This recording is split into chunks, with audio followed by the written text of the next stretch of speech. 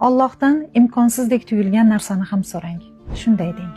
Zakariyaga keksaligida farzand bergan zot meni muammolarimni ham hal qiladi. Yaqubga ko'rish qobiliyatini qaytargan zot meni muammolarimni ham hal qiladi.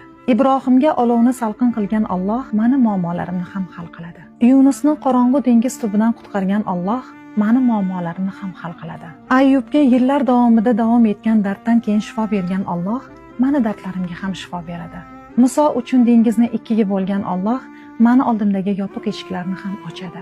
Maryamni yolg'izlikda o'z rahmati bilan asragan Alloh meni ham yolg'iz tashlab qo'ymaydi. Rasulimni sinovlarda yolg'iz tashlab qo'ymagan Alloh meni ham yolg'iz tashlab qo'ymaydi. Allohdan imkonsizdek tuyulgan narsani so'rang. Axir Alloh uchun saraton kasalligi nima bo'libdi? Alloh uchun millionlab qarz nima bo'libdi? Imkonsiz degan narsani o'zi nima? Haddingizdan oshib so'rang. Aqlingizga sig'magan narsalarni ham so'rang. Siz uchun imkonsiz ko'ringan narsa